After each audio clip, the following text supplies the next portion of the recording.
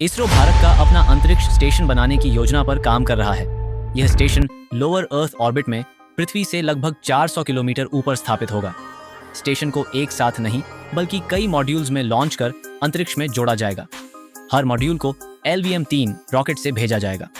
Station को इस तरह डिजाइन किया जाएगा कि एक समय में 3 से 4 अंतरिक्ष यात्री रह सकें। शुरुआती मिशनों में अंतरिक्ष यात्री 20 से 30 दिन तक स्टेशन पर रहेंगे। यह स्टेशन भारत की ह्यूमन स्पेस फ्लाइट कैपेबिलिटी को आगे बढ़ाने के लिए होगा। इसमें स्थित हाईटेक लैब का इस्तेमाल जीरो ग्रेविटी में स्पेस रिसर्च, लंबे अंतरिक्ष मिशनों, मानव अंतरिक्ष उड़ान और मून एवं मार्स मिशंस की तैयारी के लिए किया जाएगा। इसरो का लक्ष्य है कि 2035 के आसपास भारत का पहला स्पेस स्टेशन ऑपरेशनल हो जाए। HAL और DRDO द्वारा संयुक्त रूप से निर्मित आसमान में दहाड़ने वाला भारत का एक ऐसा शेर जो दिखने में तो छोटा है लेकिन रफ्तार बिजली से भी तेज, नाम है तेजस।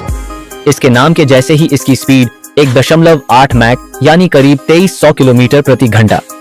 इसका छोटा साइज इसे रडार पर पकड़ना मुश्किल बनाता है। यह हवा से जमीन पर वार करने में सक्षम मिसाइलों के साथ साथ लेजर गाइडेड बमों को भी दाग सकता है। इसमें लगा फ्लाई बाय वायर सिस्टम और मल्टी मोड रडार इसे और भी ज्यादा घातक बनाते हैं। 52,000 फीट की ऊंचाई तक उड़ान भरने तथा 3,000 किलोमीटर की रेंज तक दहाड़ने वाले इस फाइटर जेट का नाम Guinness book of world records में भी दर्ज है। इसके नौसेना वर्जन INS विक्रांत के डेक पर भी उड़ान भरते हैं। ये छोटा जरूर है मगर ताकत इतनी कि दुश्मन की नींद उड़ जाए। कल 24 दिसंबर 2025 को इसरो ने सुबह 8:54 पर अपने बाहुबली रॉकेट LVM मार्क 3 से ब्लूबर्ड ब्लॉक 2 मिशन लॉन्च किया। इस मिशन में ब्लूबर्ड ब्लॉक 2 उपग्रह को पृथ्वी के लोअर अर्थ ऑर्बिट में स्थापित किया गया। यह अब तक का लोअर अर्थ ऑर्बिट में भेजा गया सबसे बड़ा वाणिज्यिक संचार उपग्रह है। यह भारतीय धरती से LVM-3 द्वारा लॉन्च किया गया सबसे भारी पेलोड भी है, जिसका वजन लगभग 6,500 किलोग्राम है। ब्लूबर्ड ब्लॉक 2 अगली पीढ़ी के संचार उपग्रहों का हिस्सा है। इसका उद्देश्य अंतरिक्ष से सीधे सामान्य स्मार्टफोन को सेलुलर ब्रॉडबैंड कनेक्टिविटी देना है, यानी बिना टावर के मोबाइल नेटवर्क। समंदर शांत है लेकिन भारत की ताकत जाग रही है। ये है INS इम्फाल, एक ऐसा अत्याधुनिक चलता फिरता किला है।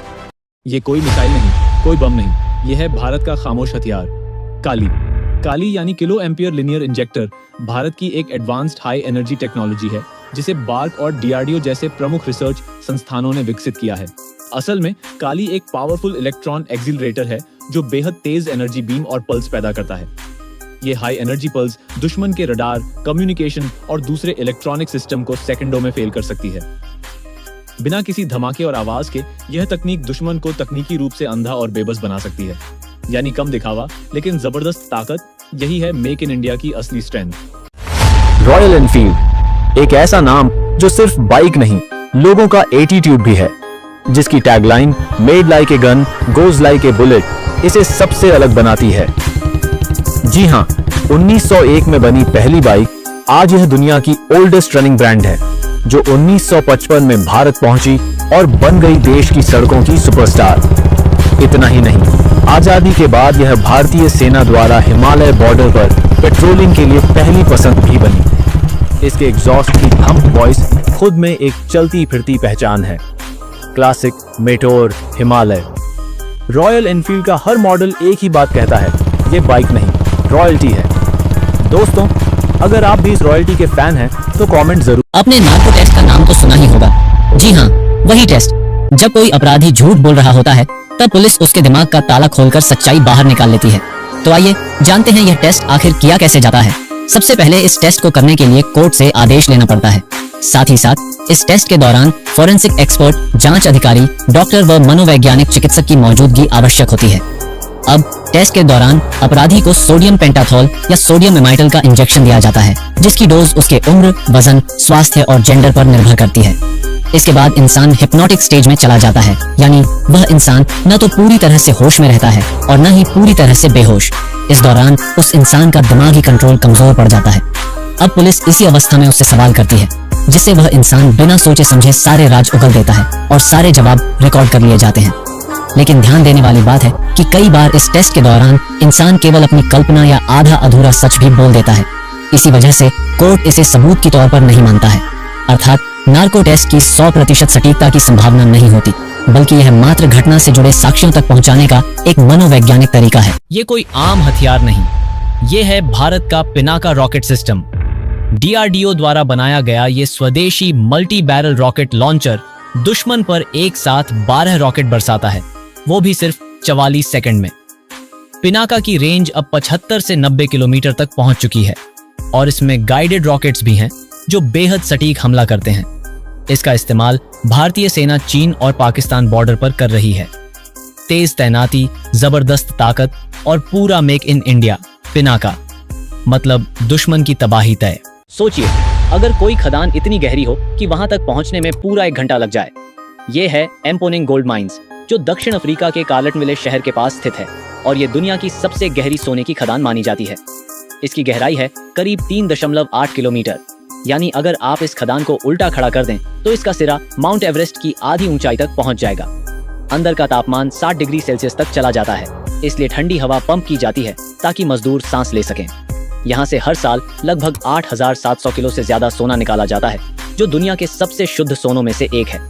लेकिन इतनी गहराई पर काम करना आसान नहीं, क्योंकि यहाँ भूकंपीय झटके भी महसूस होते हैं और दीवारों में हर पल सैकड़ों टन दबाव रहता है। फिर भी हजारों मजदूर हर दिन इस खदान में उतरते हैं ताकि धरती के पेट से निकला सोना हमारे गहनों और ट्रॉफियों में चमक सके। क्या आपने कभी सोचा है कि रंग बिरंगी उड़ने वाली ये तितलियां आखिर फूलों का स्वाद कैसे चखती हैं? आपको जानकर हैरानी होगी कि तितलियां हम इंसानों की तरह स्वाद जीभ से नहीं बल्कि टांगों से चखती हैं। दरअसल तितलियों की टांगों पर खास तरह के टेस्ट रिसेप्टर्स मौजूद होते हैं। जैसे ही वे किसी फूल पर बैठती हैं, वे तुरंत पैरों से ही पहचान लेती हैं कि उस फूल में शहद यानी नेक्टर मौजूद है या नहीं। यानी तितलियां फूलों को चलते चलते ही छक लेती हैं। इतना ही नहीं, ये पैरों से छककर ही ये भी तय कर लेती हैं कि यह जगह उनके अंडे देने के लिए सही है या नहीं। सोचिए, अगर पौधे भी हम इंसानों की तरह भूख या प्यास लगने पर आपको फोन पर मैसेज भेजकर बताएं तो थोड़ा अजीब लग रहा है ना? यकीन मानो, ये कोई साइंस फिक्शन नहीं, असली साइंस है। दरअसल यूनिवर्सिटी ऑफ सिंगापुर के वैज्ञानिकों ने पौधों की पत्तियों पर ऐसे नैनो सेंसर लगाए हैं जो पौधों के अंदर इलेक्ट्रिक सिग्नल्स को पकड़ते हैं। मतलब ये कि जैसे ही पौधे को पानी या पोषण की कमी महसूस होती है, ये सेंसर उसे डिजिटल सिग्नल में बदलकर सीधा आपके मोबाइल पर एसएमएस भेजते हैं। अब इसका सीधा फायदा ये होगा कि भविष्य में इस टेक्नोलॉजी के माध्यम से किसान आसानी से जान पाएंगे कि उनकी फसल को कब खाद और पानी चाहिए और कब ज्यादा धूप उन्हें नुकसान कर रही है। यानी फ्यूचर की यह टेक्नोलॉजी हमारे किसानों के लिए किसी सुपर पावर से कम नहीं होगी।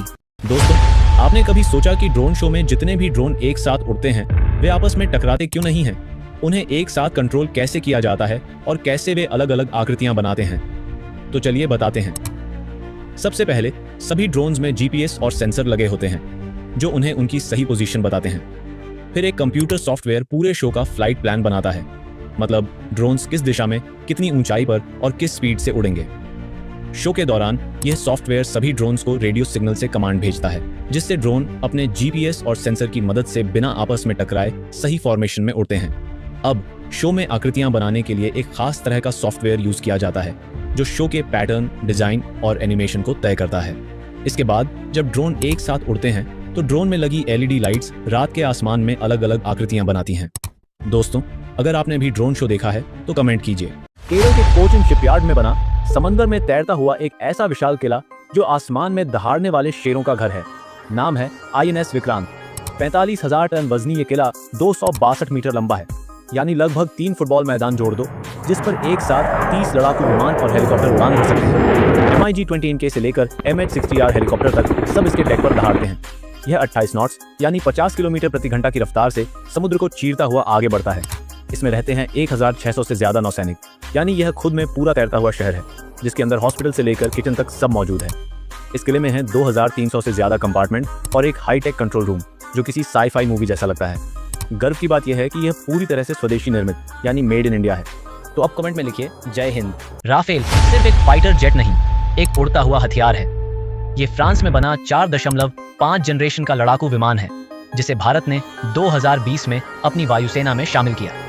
राफेल इतनी तेज रडार तकनीक से लैस है कि दुश्मन को पहले देख लेता है और बिना दिखे हमला कर सकता है। यह मैक 1.8 की रफ्तार से उड़ता है और हवा, जमीन और समुद्र तीनों पर हमला करने में सक्षम है। यही वजह है कि राफेल को भारत का सबसे भरोसेमंद फाइटर जेट माना जाता है। आपने अक्सर स्टेल्थ एयरक्राफ्ट टेक्नोलॉजी के बारे में सुना होगा। दरअसल यह वह तकनीक है जो किसी भी एयरक्राफ्ट या ड्रोन को दुश्मन के रडार और सेंसर से लगभग छिपा देती है। इसकी बॉडी खास एंगल में बनाई जाती है ताकि रडार की तरंगें सीधी वापस न जाकर इधर उधर बिखर जाए।